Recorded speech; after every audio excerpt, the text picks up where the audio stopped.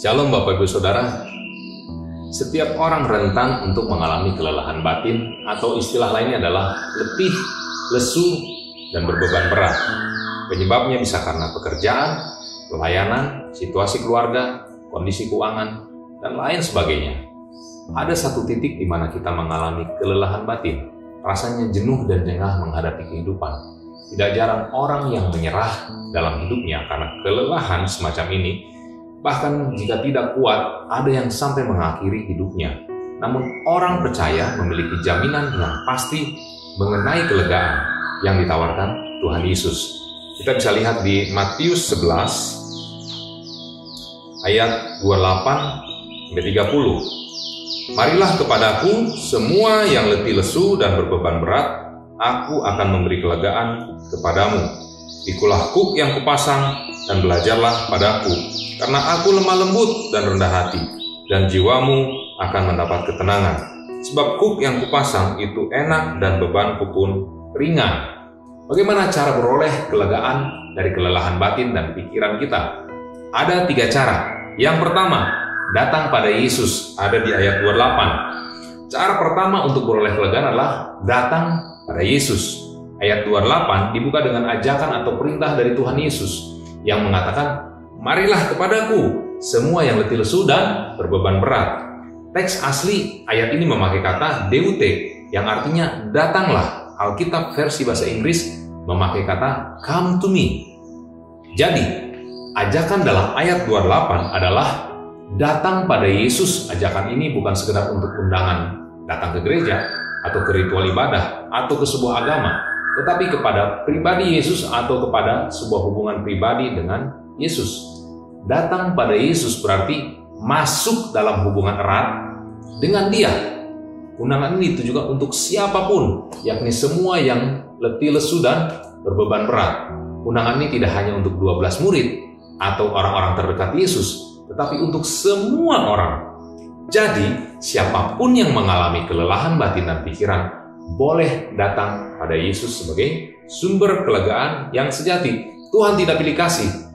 Yang kedua, tunduk pada Yesus, itu ada di ayat 29. Cara kedua untuk beroleh kelegaan adalah tunduk pada Yesus. Ayat 29 mengandung perintah Tuhan Yesus, yakni pikulah kuk yang kupasang. Perintah ini terdengar kontradiktif. Kok orang lagi letih lesu dan berbeban berat malah disuruh memikul kuk? Yang dibicarakan di sini bukanlah beban baru, tetapi ketundukan. Kuk yang istilah pertanian dan peternakan, benda terbuat dari kayu yang diletakkan di atas pundak sapi untuk mengendalikan saat membajak tanah. Si peternak atau petani bisa mengarahkan sapi sesuka hati, dan sapi akan menuruti dan tunduk pada arahan tuannya.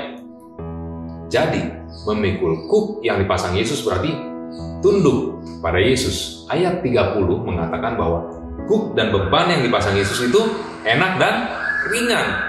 Jadi tujuannya bukan untuk membebani, tetapi justru menyingkirkan beban lama yang memberati. Mungkin penyebab orang percaya rentan mengalami kelelahan batin dan jiwa adalah karena kita memperhamba diri kita pada hal-hal yang sifatnya tidak abadi. Kita memperhamba diri pada pekerjaan, pada kesibukan, pada pencapaian, pada persaingan, pada kemapanan yang membuat kita lelah dalam mengejarnya. Sebetulnya kitalah yang membebani diri kita sendiri dengan banyak tuntutan dan target. Alhasil, hidup kita dikendalikan oleh semua tuntutan dan target. Tanpa kita sadar, kita dijadikan sapi oleh sasaran hidup kita yang masih duniawi. Yang ketiga, belajar pada Yesus, ada di ayat 29. Cara ketiga untuk beroleh kelegaan adalah belajar pada Yesus. Ayat 29 memuat perintah lain selain memikul kuk, yakni belajarlah padaku. Kata belajarlah berasal dari kata Yunani matete, yang merupakan bentuk kata kerja dari kata benda matetes, yang artinya murid. Kata belajar erat hubungannya dengan discipleship atau hidup sebagai murid Yesus.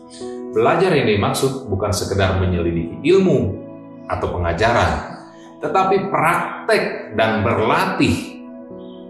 Ide utamanya ialah memperoleh kebiasaan baru karena sering berlatih. Jadi, Belajar pada Yesus berarti membiasakan diri melakukan kebiasaan Yesus. Cara hidup kita mengikuti cara hidup Yesus. Banyak hal yang bisa kita pelajari dalam kehidupan Yesus.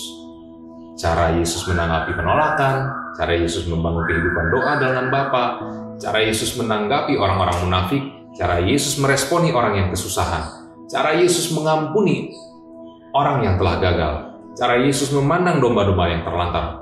Kuncinya berarti kita perlu banyak membaca Alkitab untuk mengetahui cara-cara Yesus menjalani hidup dan bagaimana Alkitab menuntun kita untuk menjalani kehidupan. Jadi, untuk mengubah kelelahan menjadi kelegaan, ada 3 cara yang bisa kita lakukan, yaitu datang kepada Yesus, tunduk kepada Yesus, dan belajar kepada Yesus. Selamat beroleh kelegaan. Tuhan Yesus memberkati kita semua.